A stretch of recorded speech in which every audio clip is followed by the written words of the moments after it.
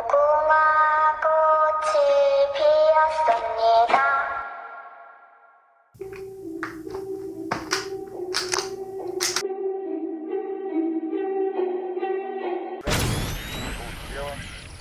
y'all, Serpent here. I'm super excited to drop today's video as this will be my first breakdown video, and today I'll be breaking down my paint guard loadout from the hit series Squid Game from my Squid Game gameplay video.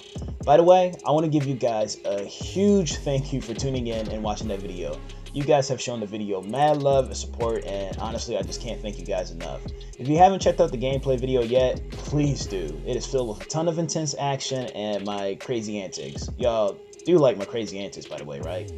Anyways, I had a lot of fun and enjoyment with editing that video, and I don't say this about my content that often, but that video is low-key a banger, so definitely check it out if you haven't already. Shameless plug aside, let's get into breaking down my loadout. I mainly just want to compare and contrast my version of the loadout to the legit loadout of the actual show. Now, as y'all can tell, I took a lot of liberties with my loadout. Ultimately, because this is a force-on-force sport with other players, I ultimately decided that I wanted to remain effective and keep the tools that help me be effective with my Squid Game costume. Let's start with the costume itself. Believe it or not, I ordered this costume off of Amazon and it retailed for about $44. Now, the particular costume that I ordered, I can't find it on Amazon anymore, so it seems that the seller took it down. It is past Halloween, which was the time I was hoping to have mine, but it came pretty late, so I wound up filming that video after. There are still sellers who sell the costume on Amazon with the mask, but some of the reviews were less than stellar, so you might want to look elsewhere if you want to pick up a costume for yourself. I'll post links to the costumes as well, and I'll also post links to the other items that I mentioned in this video. Moving on from that, let's talk about my plate carrier. Now, as you guys know, the paint guards do not wear any plate carriers at all. Some of them have what looks like a harness. If you know the technical term for it, please comment it down below, but yeah, no plate carriers. My plate carrier choice is the Lancer Tactical 1000D Nylon Airsoft Molly Tactical Vest in Camo from Airsoft Megastore, which retails for $58 before tax. This is my starter plate carrier that I have been using for 2 years and a few months, which is how long I've been playing Airsoft overall, and it's still holding up really well to this day in 2021. I'm very impressed because I play the sport a lot and it's been extremely reliable to me throughout all of this time in different conditions. I have nothing but good things to say about it. Now, the plate carrier comes with 5 M4 mag pouches integrated into the plate carrier for starters. You have 3 to the front and 2 on the side, but of course I added more mag pouches thanks to the Molly webbing. On the front, I have a 1 Tigress, if I'm pronouncing that correctly, but a 1 Tigress triple mag pouch that is designed for 5.56 and 7.62 style mags like the FN Scar 17, FN FAL, H&K G3, etc. I went with this because I ran an FN Scar 17, or Scar H as most of us know it, that is still currently down at the moment until I get the money to Polar Star it. It is awesome because I can run either my M4 mags or Scar 17 mags without having to switch to different mag pouches, so that's a really good deal for me. I got this from Amazon and it retails for $23.98 before tax. I ultimately decided to keep my plate carrier with this loadout because I still needed an effective way to carry my 7 M4 mags, 6 in the front and 1 on the side, because unfortunately I don't have a drum mag and I loathe high caps with passion. Sadly, the pockets on this costume did not cut it at all. I couldn't carry my mags into the pockets if I tried, so I just kept the plate carrier. I also needed an effective way to carry my mags for my sidearm, hence the pistol mag pouches. This double mag pouch is a Condor outdoor double pistol mag pouch that I got from Amazon, and that retailed for $11.89. They don't seem to have it in multicam anymore, but there are other colors of the same double pouch available, and it's pretty universal. I run my Elite Force 1911 mags in it and my Sig Sauer M17 mags in it currently. I also ran my Glock 17 mags in it before it went down, and it also works with my mags from my 2011 that I recently received from a good friend James as a birthday gift. I also needed a way to carry extra BBs in my Odin speed loader on the field, hence the utility pouch on the side that I also got from Amazon.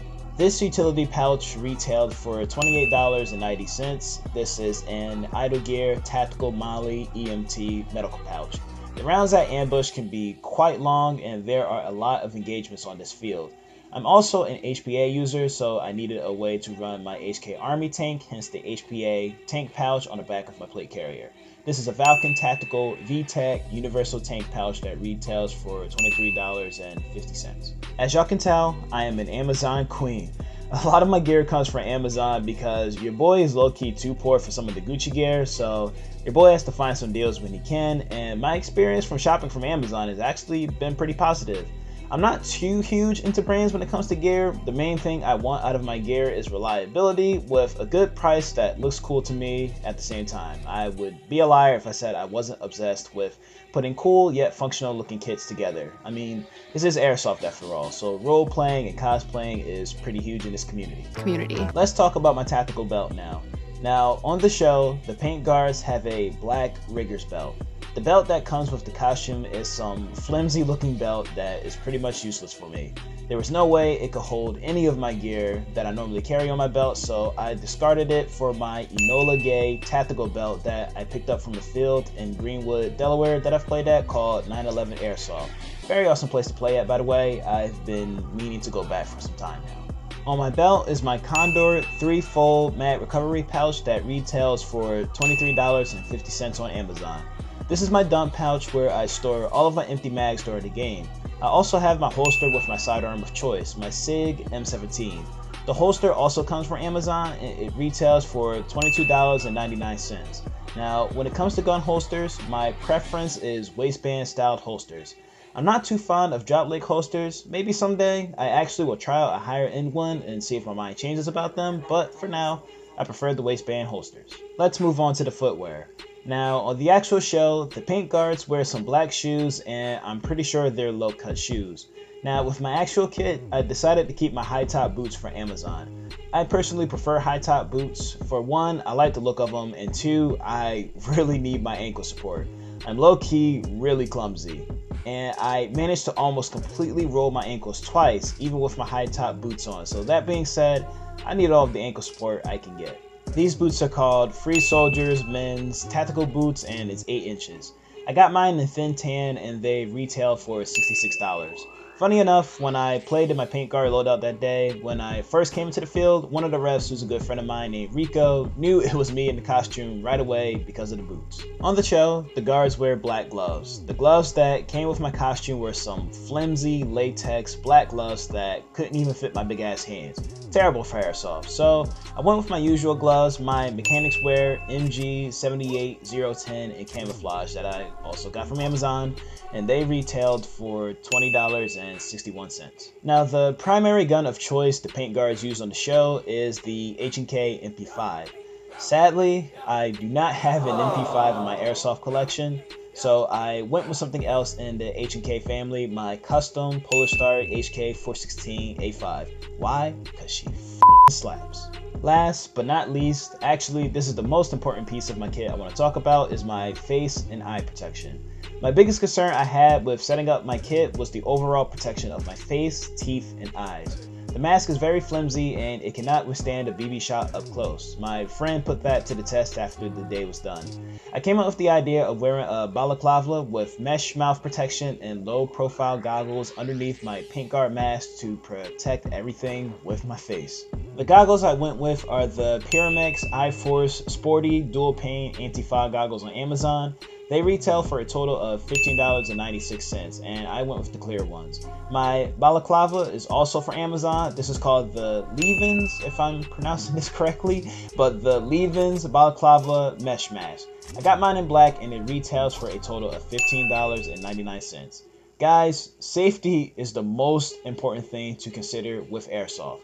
Dental work is mad expensive, so I don't want my teeth getting shot out, and I like to keep both of my eyes so I can see properly. I think we can all agree that getting your eyes shot out is pretty horrible. Don't want to skimp out on safety.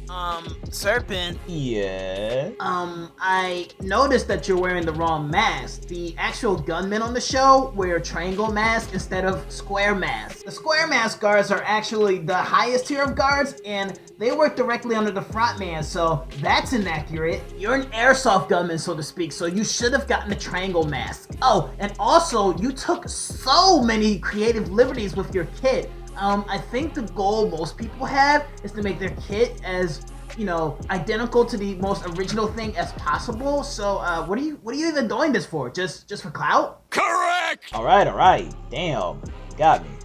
Yes, I did it for clout, but I also thought it would be fun to do a different loadout while keeping a lot of the tools that make me an effective player, and I can kind of put my own twist to the costume. So brutal. But as far as the actual mask itself, when I ordered it, I wasn't aware at the time that the different shapes had different meanings that represented the different rankings of the guards, so my bad on that. Now, the biggest question at hand is, was the loadout effective? Well, the honest answer is yes and no. If you watch the gameplay video, the biggest problem I dealt with at first was severe fogging. I wore my face and eye protection under my paint guard mask, and unfortunately, I was dealing with the fog from hell. I couldn't see anything, so needless to say, I got wrecked at first. Gabriel, tuck inside this team. Yeah, right.